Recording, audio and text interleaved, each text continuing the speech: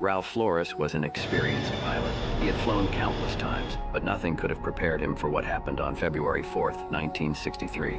Flores, along with a female passenger named Helen Kloppen, took off from Fairbanks, Alaska, in a small Cessna 180 aircraft. The plan was to fly to Whitehorse, Yukon, a journey that should have been straightforward. However, weather conditions can change in an instant in these parts, and that's exactly what happened. As the plane made its way through the Alaskan skies, they encountered severe turbulence and blinding snowstorms. With each passing mile, the situation grew more dangerous. Visibility dropped to nearly zero, and the cold seeped into the cabin. Despite his experience, Ralph found himself struggling to keep the plane steady. Just when it seemed like things couldn't get worse, the engine sputtered and then went silent. It was every pilot's worst nightmare. With the aircraft no longer under his control, Ralph could only brace for impact.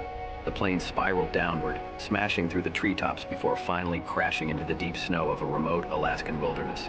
The force of the crash was devastating, yet miraculously, both Ralph and Helen survived, albeit with injuries. They were battered, bruised, and bleeding, but alive. However, their ordeal was far from over. In the immediate aftermath of the crash, the reality of their situation began to sink in. They were in the middle of nowhere, surrounded by a frozen wilderness, with temperatures dipping to nearly minus 30 degrees Fahrenheit at night. The Cessna's radio was destroyed, and there was no way to signal for help. As the hours ticked by, Ralph and Helen realized that they had no choice but to rely on each other to survive. They quickly took stock of their injuries. Ralph had a broken jaw and ribs, while Helen had a fractured arm and leg. Every movement was painful, but giving up wasn't an option. One of the first challenges they faced was the brutal cold. They had to find a way to stay warm, or they'd freeze to death within hours. They scavenged what they could from the wreckage, using seat cushions and the plane's blankets to create some insulation against the icy winds. It wasn't much, but it was a start. Hunger soon became another pressing issue. They had packed only a small amount of food, just a few cans of sardines, some canned fruit, and a small bag of hard candy. They rationed these supplies meticulously, knowing that it could be weeks before anyone even realized they were missing, let alone mounted a search effort in this remote part of Alaska. Despite the pain, Ralph took on the role of protector and provider. He crafted makeshift snowshoes from the wreckage, hoping to find something edible in the desolate surroundings. Meanwhile, Helen, despite her injuries, showed an incredible amount of strength and determination, helping Ralph as best as she could. The nights were the hardest. The sound of howling winds echoed through the trees, and the darkness seemed to close in on them. Yet, as each day passed, they refused to let despair take over. The question remained: how long could they endure such brutal conditions?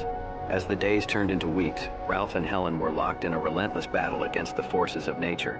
The Alaskan wilderness was as beautiful as it was deadly.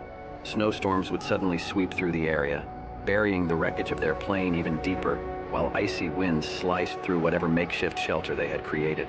Every breath felt like inhaling shards of glass, and the cold was unyielding, creeping into their bones no matter how hard they tried to stay warm. The biggest challenge, however, was finding water.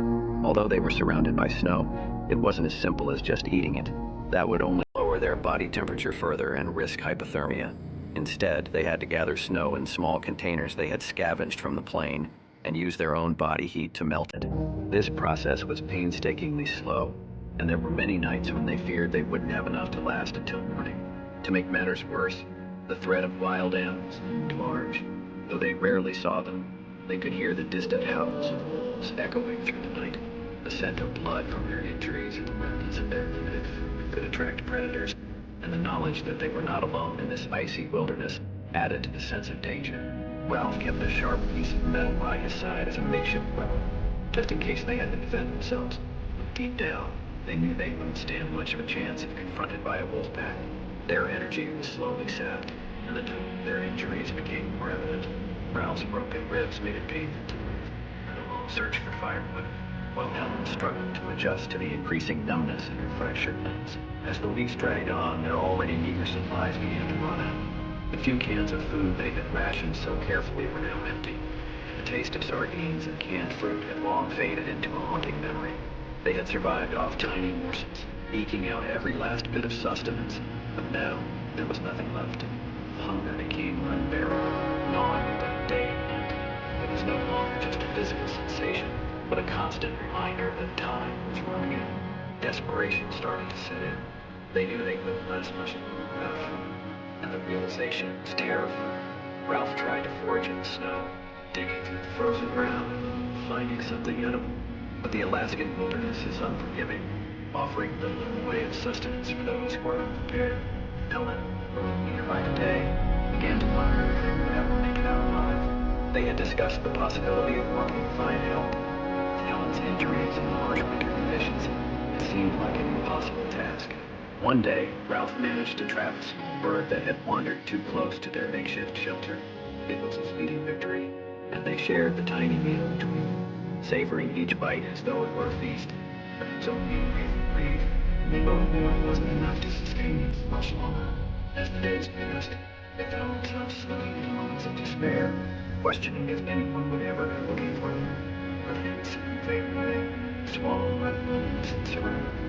Just when it seemed that all hope was lost, Ralph and Helen experienced a moment that breathed new life into their spirits. One morning, as they huddled together, Ralph noticed a faint glimmer in the distance. It was barely noticeable. There it was, the flicker of an aircraft flying overhead. Heart pounding, Ralph scrambled out of the wreckage and began waving his arms frantically, shouting at the top of his lungs. Helen joined him, and for a brief moment, it felt like their prayers had been answered. But just as quickly as it appeared, the plane vanished into the clouds, unaware of the desperate souls below. The crushing weight of disappointment hit them both hard. They had come so close to rescue, only to be left behind once more. The emotional toll was devastating, and for a while they sat in silence, struggling to find the strength to continue.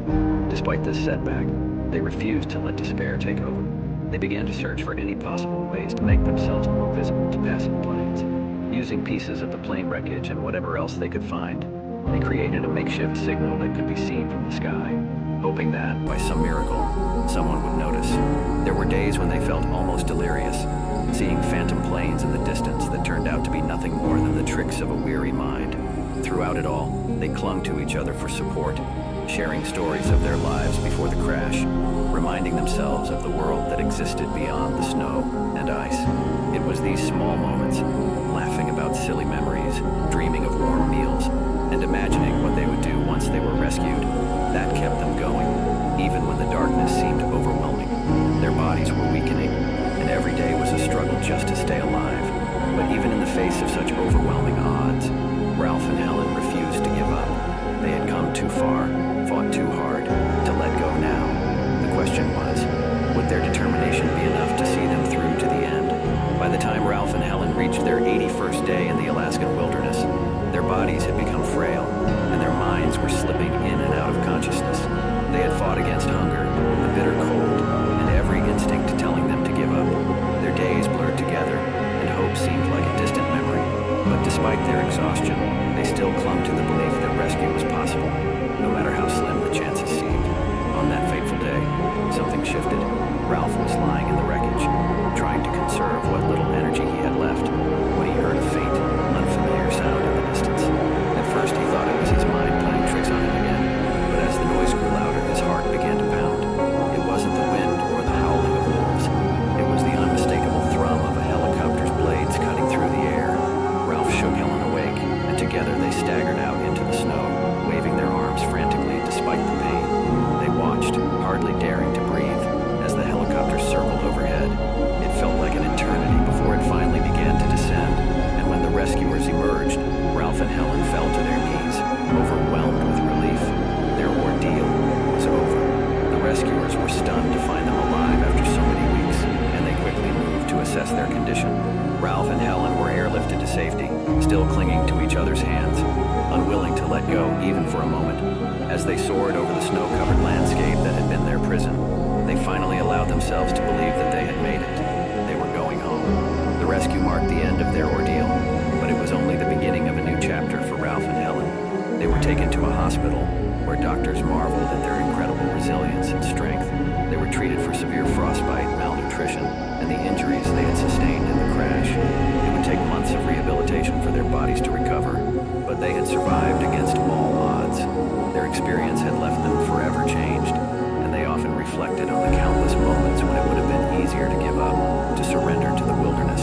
In interviews, Ralph spoke about how he had never felt truly alone, even in the most desperate moments, because he had Helen by his side. And Helen, in turn, credited Ralph's strength and optimism as the reason she story as inspiring as I did? Let me know your thoughts in the comments below. Don't forget to like this video, share it with others, and subscribe to our channel for more amazing survival stories.